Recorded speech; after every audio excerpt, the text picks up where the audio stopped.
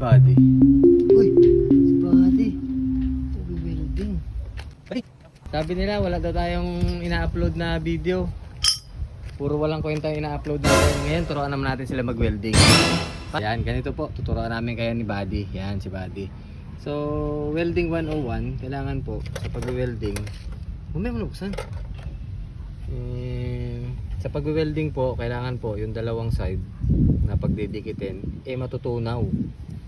Matutunaw sila para mag-fuse. Hindi po siya parang pandikit na ididikit mo lang. Tapos yung welding rod po, ang purpose niya is siya po ang magpipil o siya ang magiging palaman dyan sa gitna. Pero dapat matutunaw yung magkabilang side, tapos magpo-fuse na sila. So yun po dapat yung aim natin sa pag-welding. So ang gamit po natin ay 2.5 na welding rod. Ang kanya pong recommended na amperes 60 to 100. So ang amin pong welding machine, buhayin natin, ay nakaset sa yung 75.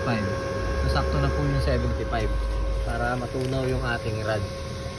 Pag nakita nyo po na sobrang nabubutas yung bakal, so medyo babaan nyo ng amperes. Pero pag nakita nyo na parang pumapatong lang siya na hindi siya natutunaw, medyo taasan nyo, no? So sa ganito pong bakal tubular, manipis lang po ito, 1.2 lang ito. So dapat nga mas manipis na rod lang yung gamit natin. Pero since walang available dito, so timpla-timplahin na lang natin.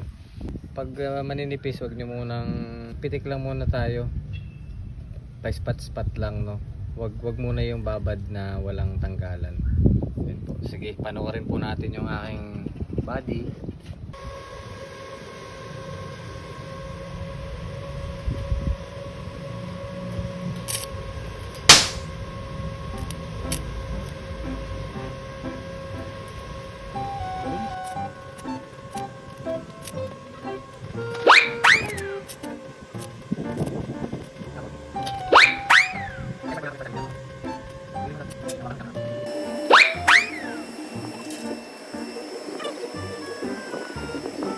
Yung gawin ni Buddy.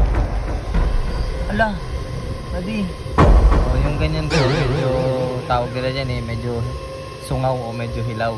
Pwede po ulitin yan, i-grinder ulit, tapos ispatan nyo ulit. Pero ipapakita po ulit ni Buddy sa ibang part.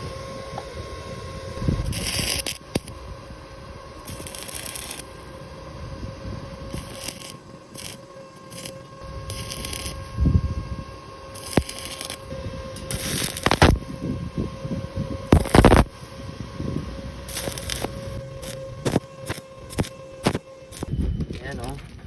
Hindi siya ganun kaganda, pero dahil nagpa-practice pa lang po kami, okay na yan.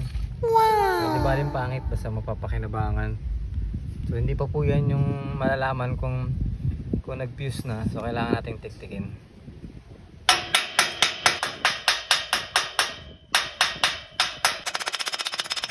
Yan, medyo pangit lang, pero pwede nang pagtyagaan pag na-grinder na yan. Medyo maganda na rin yan.